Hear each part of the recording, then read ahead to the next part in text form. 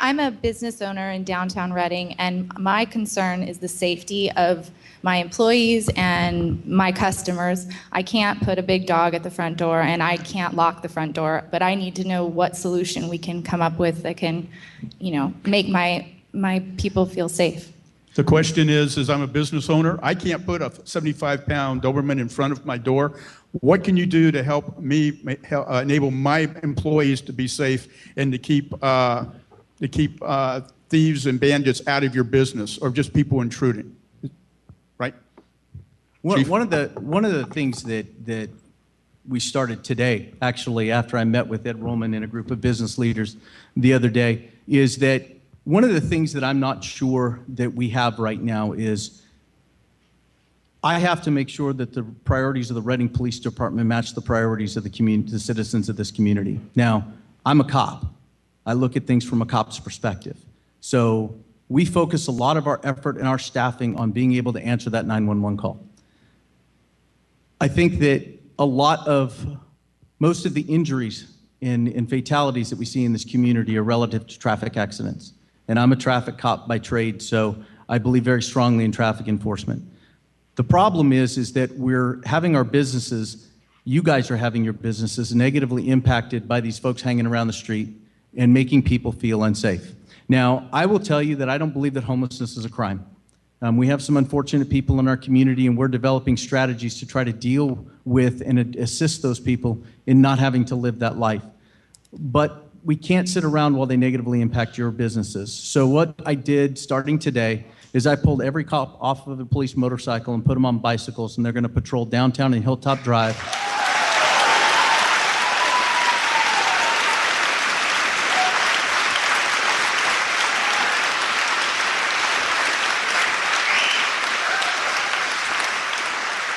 At least a couple of days a week. Now, the trade-off with that is that we can't.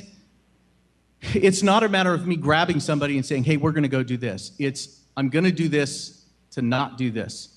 So when you take those traffic officers off their motorcycles, most of the traffic accident reports that take place, and if you read the paper, you know we have a lot of them, and unfortunately lately a lot of fatality traffic accidents. Those traffic officers are the ones that are taking those so the patrol officers can handle the 911 calls. So now the patrol officers are going to have to go take the traffic accidents because I'm putting these guys on bikes. Hey, I'm willing to try anything at this point. So if that means that we try it for a couple of days in a week and it works really well, then maybe we cut our traffic division in half. I don't know. Let's try some solutions. And if something doesn't work, then we can say, hey, that didn't work. Let's try something else. But we got to at least try something.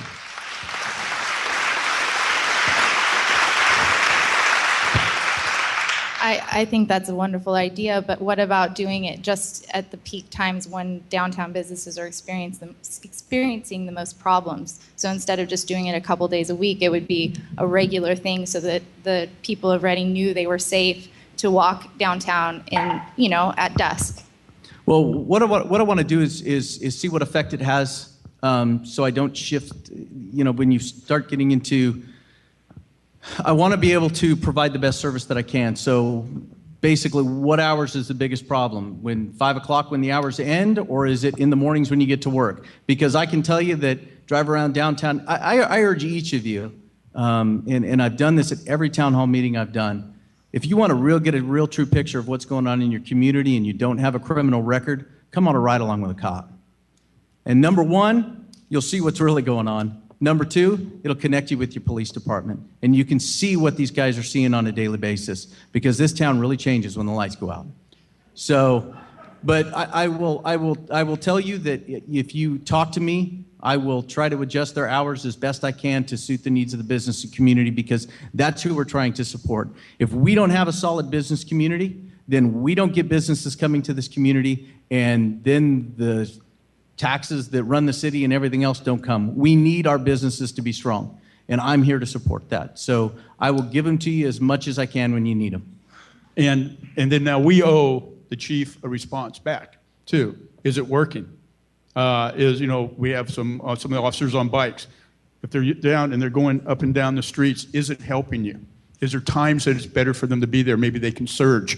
those kind of things. But it's, you know, so the effort's being made here. They're going to do it, but now we owe him feedback so we can make it better. Another way we can help ourselves and also help the police. Right now, I had 2 guys out on bikes today. I had 3 because one brought his bike from home. I got to buy a couple more bikes. I had to buy a bunch of bike helmets today. You'd be surprised at the price of police bike shorts, which they're just blue, but they say police on them, so it costs a lot of money. But we're getting that started again. Let me know how that works. If you're in the downtown, Hilltop, Dana Drive, the commercial corridors of the city, let me know how it's working. Let me know. We fight 2 things in criminal justice on a consistent basis. We fight actual crime, and we fight the fear of crime. And whether it's justified or not, when people walk around and there's a less than desirable populace laying around their downtown or laying around their commerce, they feel less safe. Whether those people never touched them at all or never victimized them, it damages your quality of life because you don't feel safe in your own community. And I want to find whatever solution I can to try to combat that until my staffing level comes up to what it was before, because our staffing level right now is sitting where it was in 1996. But I will do what adjustments need to be made. There's some I'm starting to talk a lot again. I've been trying to be relatively quiet, but there's some things that when we get to the end of the question and answer that I'll outline that we're doing in the Reading Police Department, because the bike police that we started today is just one of the things actions that we have in progress right now that I want the community to know about, because a lot of it is negative, and we see it in the paper every day.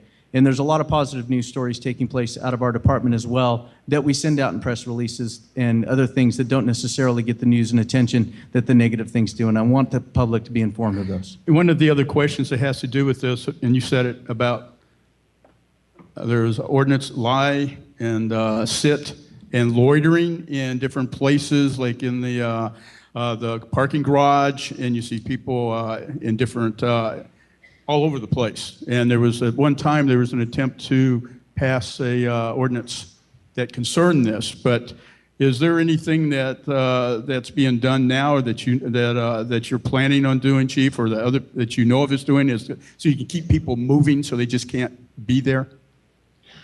I actually met with the city manager today, and you know the issue with the way that I had with the way that the sit-lie ordinance was crafted the first time is when you write a law, it has to apply to everybody the same. And we all may be frustrated with transients, but if you put that you're writing a law specifically to address transients, then you're going to have a constitutional issue and we're going to lose. So I actually met with Councilmember MacArthur the other day, and we talked about this, and I met with the city manager today, and we talked about maybe reintroducing that. As well as prohibiting people from standing in the medians. There's some cities that are passing ordinances where you can't pass something from the car to a person standing on the curb. I just need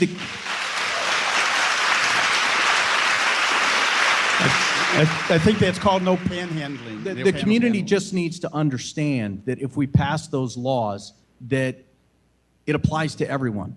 And we, as a law enforcement agency, if we're going to abide by the Constitution that I defended, then it has to apply evenly to everybody, and you can't target a population with a law. So let's look at those ordinances, but let's craft them so that they apply to the entire community so we stay within the confines of the Constitution.